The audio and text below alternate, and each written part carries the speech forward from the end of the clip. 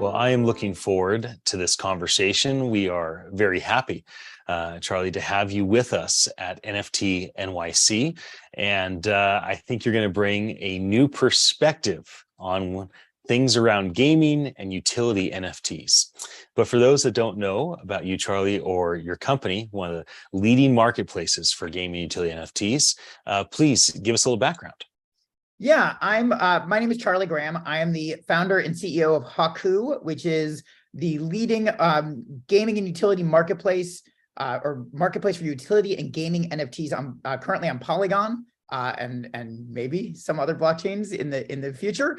Our focus is really on tokens that provide utility and where you're valuing them, not just based on the mint data, but based on the real-time attributes of what's happening, either in a game or what the real-time utility is of the tokens. What are gaming and utility NFTs providing that gamers don't already have when they play traditional AAA games? Yeah, I mean, it really depends. Let's first talk about, like, on a broader level, there are a whole bunch, we're still very early in the stage of what is unique about Web3. You're getting into some of the insights I have on where I think the future is of gaming. But I think there is a subset of games that you're starting to see emerge, and subset of use cases where I see Web3 games thriving is where the games are doing things in Web3 that they could not do in Web2. And an example of that would be games where you are actually being able to, I like to say the meta of the game is a part of the game is actually figuring out, researching and buying and selling based on the hidden attributes or the attributes of the tokens. And so one of the, to give an example of one of the cases, there's a lot of cases that will start emerge, but one of them that I've seen is people are actually taking some of these games and figuring out that a secret game, kind of like you would in fantasy football, where you're trying to figure out the best running back, or where you're trying to figure out a Magic the Gathering, the best card combination.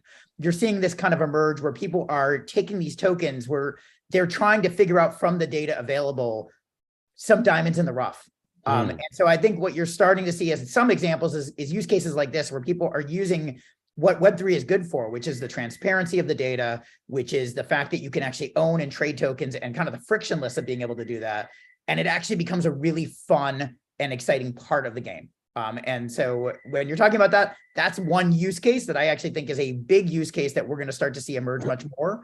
But we're still early on and everyone's still just experimenting, honestly. When it comes to gaming utility tokens, what are they not and what should they not be? Because I think this is one of the areas that the general media doesn't understand how to, absorb information, articulate where things stand. And then entrepreneurs, they may not really know. And so they may be trying to build innovation in an area that is not fitted for gaming. So I think this is an interesting insight you can maybe share with us as well. Yeah, I mean, so let's talk very broadly. An NFT is just a digital proof of ownership of an asset, of any asset. And the first ones that started going were JPEGs or images, which are collectibles. I look at gaming and utility NFTs as very different. They have very different attributes than collectibles. For one thing, when people are thinking of collectibles right now and thinking of NFTs, they think they're JPEGs. They think they're kind of 1 in 10,000. You have the image and you have kind of the club that you're associated with or the group. And those have different, those are kind of valued almost like you would value either a work of art or being part of a membership of a private club. Right. And when you get to gaming and utility NFTs, it's a totally different use case. So while you, and this is kind of part of the gist of the presentation I'll be giving, is while you may only have 10,000 Bored Apes, if you're a successful game, you may have 50, 100 million players plus playing, which means you're going to need 100 million plus tokens. So right. All this concept of floor price and rarity and being part of this private club kind of doesn't even work at all in the gaming environment because you have 50 million tokens. So the floor price doesn't matter. The fact you're part of this community matters much more than you're part of a private club. And as opposed to being kind of exclusive, which some club, some organizations are, a game wants to be as inclusive as possible to get as many people. So what starts to happen is you start using these tokens not to be a member of a club, but for the utility of what they're doing, the fun they're providing, the joy they're providing, the ability for you to have a personal character that you are emotionally attached to, that you can actually build and grow, almost like a digital version of a Tamagotchi, of which some games are verming. As well as many people back in the olden days would build up their old Dungeons and Dragons characters. And console characters. You're starting to see these type of things emerging much more in Web3 as tokens as well. When you think about having a Web3 marketplace like yours, what do you think remains centralized, if anything, over time, over the life of the company? Think out decade plus. And what is likely to be decentralized in marketplaces like yours? That'd be an interesting insight to hear from you as well. Yeah, it's a really interesting question. First of all, the one thing I've learned about crypto is everything changes so quickly that every 3 months there's something different. I mean, if you looked at marketplaces a year ago versus today, they're very different.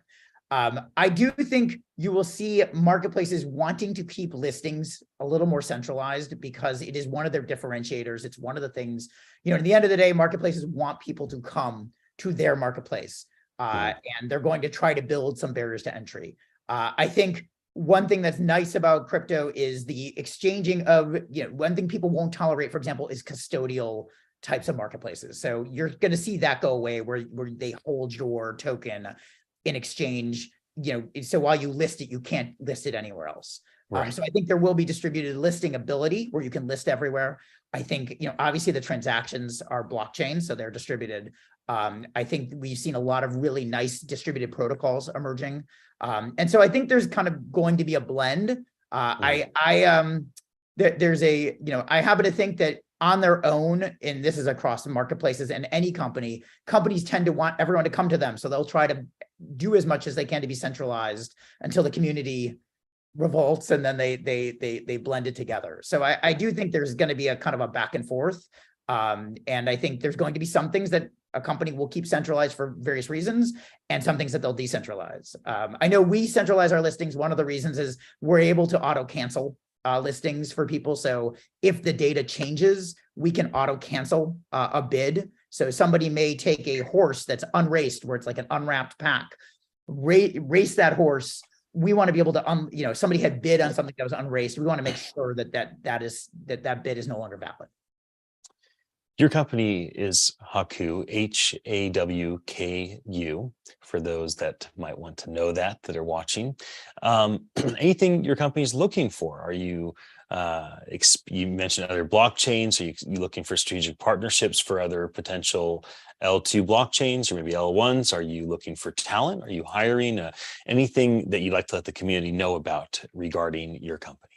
Absolutely. So there's a couple things. One, we are constantly onboarding games. So if you're a game right now on Polygon, but also on other EVM chains that has tokens where the token data changes. So as the players play it, experience points go up, or you have win rates or races or battles, and you want to let people filter and kind of almost have their own Dune style dashboard where they can dig into all the data and that make that part of the game. We are a great marketplace for that option.